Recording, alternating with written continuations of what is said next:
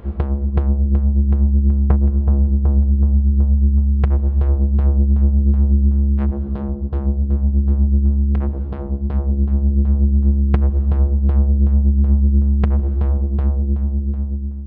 folks, I'm Spence, and on today's episode of Cult Mania we're looking at David Cronenberg's technological body horror classic Videodrome, now in lovely 4K. Videodrome. Released in 1983, Videodrome for me is the first properly great Cronenberg film. He'd made very good films before this. Obviously, I'm a very big fan of Rabid and The Scanners beforehand, but this is the first time for me. Everything that makes Cronenberg really brilliant really comes together, with actors that can really pull off the material and effects that really hit home, and it's just a brilliant idea, really.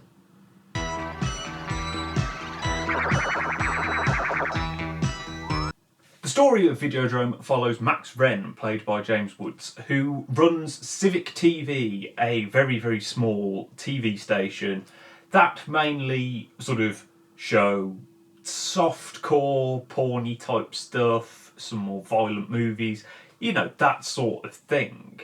And he is looking for new stuff to put on the channel, and Videodrome comes across his desk, which appears potentially to be snuff material, or if nothing else, something that is just incredibly violent and sadistic with no real plot. And he's like, wow, this is going to be the next big thing.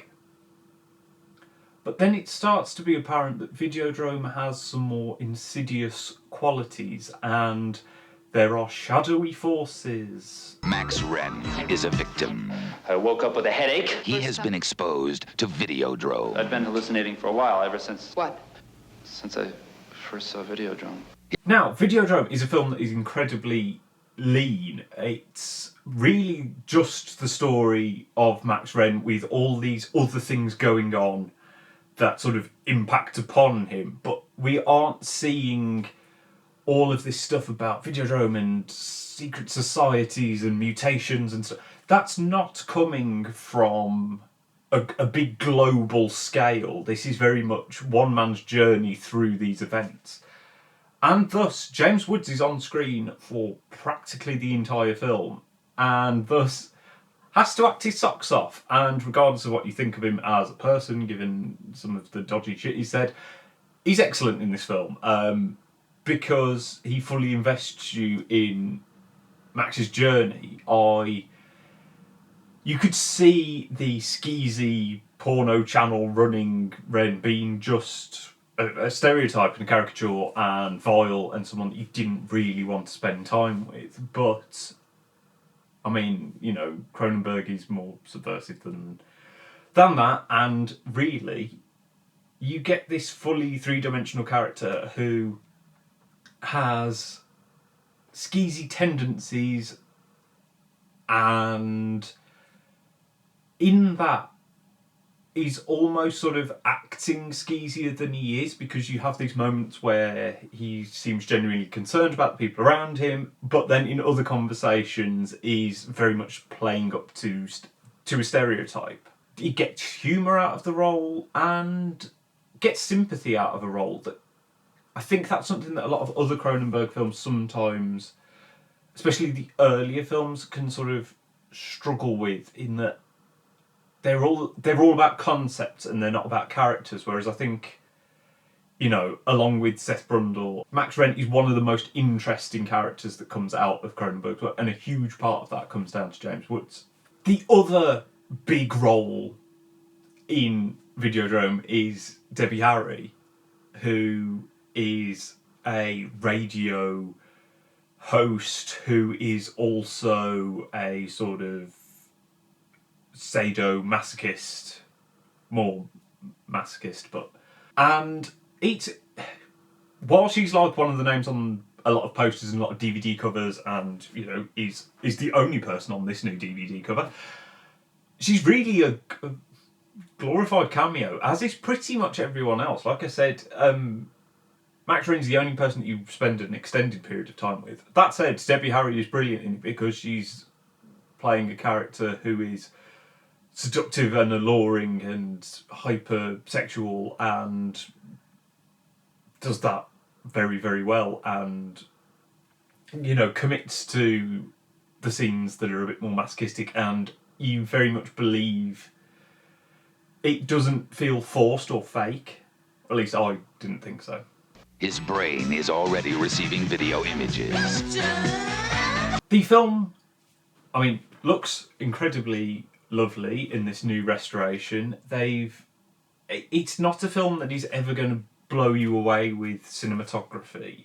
It's a very standard, very gritty, grotty film, and I think that's one of the things that comes out in the new 4K restoration is a lot of the mise-en-scène feels just dirty and a bit shit. There are, despite being about TV and life on a screen, that's not. You aren't looking at something that feels sanitised. Everything's just got a bit of a. You feel like everything's got a dusty quality to it or smells a bit. And that allows as well, obviously, that's great because it lets the actors do what they need to do. You're not being distracted by other stuff because there is a lot to follow. There is a lot of sciencey mumbo-jumbo going on. But also, it's a body horror film. You are looking for effects, and boy oh boy does the film deliver. Especially some stuff that really doesn't feel like it's aged at all. Some stuff has, but this is the bonus of it being Rick Baker doing the effects, is that they're pretty fantastic. Most people will know the weird wibbly TV, which that has perhaps aged a bit, but it's such a fantastic idea that it doesn't really matter. The slot in the chest, they just work, and they're fantastic images. And again, I think that's one of the reasons that this is the film that when people say Cronenberg, this is what comes into my head, because they look amazing as effects, but they just work.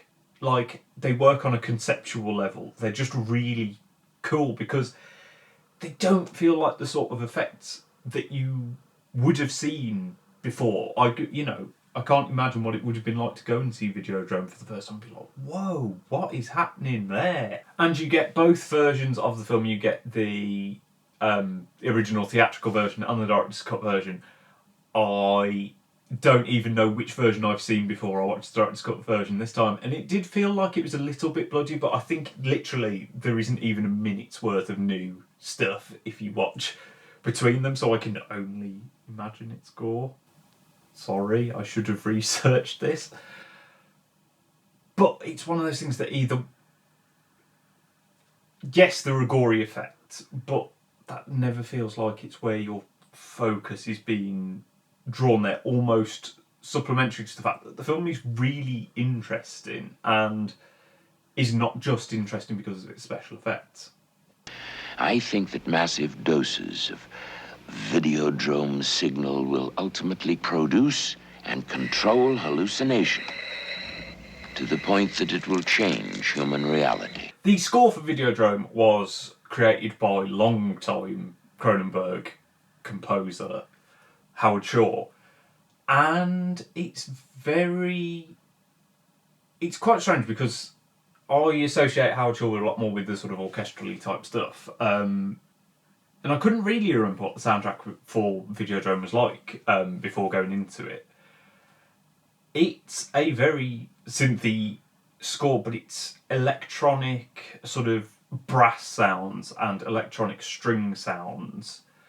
And I think that ties in very nicely with the themes of organic elements and technology. It feels like those two being merged and having this sort of low brass sound, but it's electronic and distorted, sort of nicely represents how the world of Videodrome is slowly becoming more technological, evolving body horror. It's a soundtrack that sounds like body horror, if you get what I mean.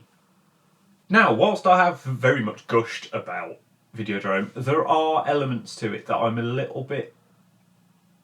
that don't always 100% work.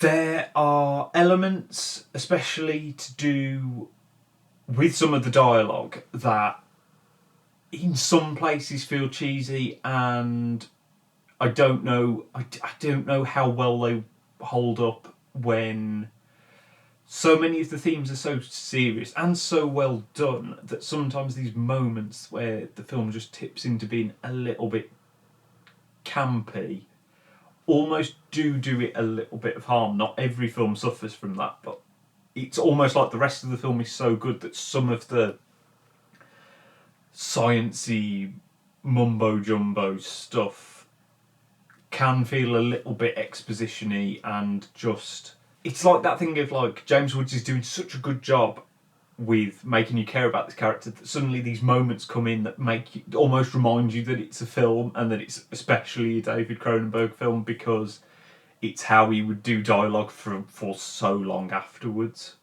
And I also think the film just ends. It doesn't, and not in a sort of, to me, a bit of an unsatisfying way that doesn't feel intentional. It just feels like, oh well, we've hit 90 minutes-ish, let's just cut it there. Which is a real shame, because it smacks of this being the first time Cronenberg's dealing with a relatively decent amount of money, but we're not at The Fly yet. We're not at having a big crescendo of an ending. It just feels like the film sort of has run out of places to go and thus ends. We don't get... it almost feels too small of an ending for a film with such big themes. Soon, his visions will coalesce and become uncontrollable flesh. And it's a real shame, because the themes part of this is what makes Videodrome so interesting. This idea of media that you're consuming affecting you, but is that a good thing? Is that a bad thing? Are we too dependent on telly to teach us how to be, how to live? Is it changing society? Who's in control of that change? All of that stuff, despite the now sort of old-fashioned technology of it, of videotapes and bubble TVs, all still works. I know at one point there was talk of remaking Videodrome, and at first you're like, huh, how does that work? If videotapes, people don't do that. But all of the themes are still there, and in an age of, let's bring it back out of like fake news and social media and how that influences people's opinions, that's all still very, very relevant. It still works. And I think that is one of the great things, because it feels so much about its time, and yet is able to be applied to now. It's sort of future-proofed itself, at least for now. And I think a large part of that is Cronenberg's fantastic at leaving you with enough questions, and doesn't, despite how heavy-handed some of the imagery is, and some of, like I was saying, some of that dialogue is like being hit over the head, he still gives you room for interpretation, still gives you room that you can go, I'm pretty sure this is the message of the film. Jeez. I'll watch Videodrome, clearly, it's killing me. No, going back to what I was saying, he gives you enough room for your interpretation and going, is this the message? Is this what Cronenberg wants me to think? And you're almost certain that that is what he wants, but there's still that moment where you go, I bet I could talk to someone else and they would think something completely different. And some people would see that as like, well, that's not pinning your message enough. You know, it's like I had when I reviewed Crash. I was like, am I supposed to feel this way? Was I supposed to actually feel this way? And I think actually Cronenberg trusts his audience enough to go figure it out and make it work for you. And I very much appreciate that. Please, come to me now.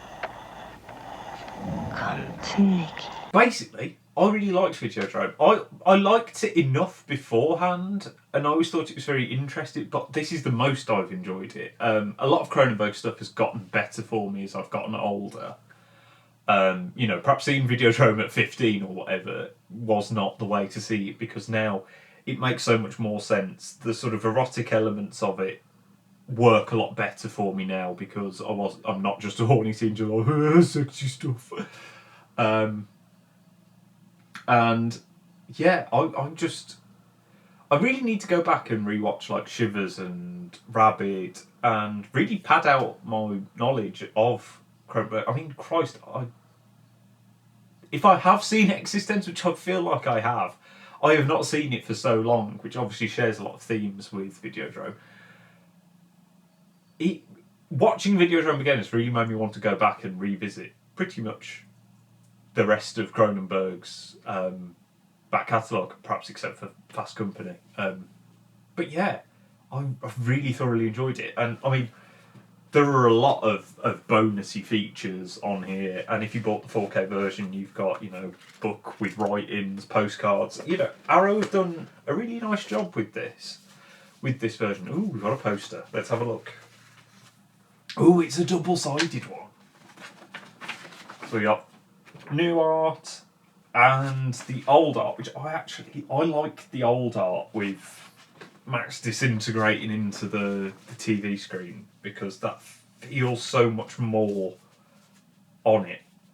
But yeah, I mean, you've even got like the Japanese porno that they watch is apparently all here with commentary. So it's a feature-packed release, and the film looks great. It's not a film that you need in 4K. It was just that I'd got a really shit old copy, and I was like, well, if I'm going to upgrade, I'm going to upgrade to the best version. So, yeah, Videodrome definitely worth checking out. I don't think you need the new release, but if you're a fan, the film does look great. So, yeah. Big old thumbs up from me. Long live the new flesh. But that's just my opinion. What did you think of Videodrome? Where would you rank it amongst Cronenberg's other films? Because for me, it's right up there. Let me know down in the comments. Like and subscribe so you don't miss any more videos, and I shall see you next time.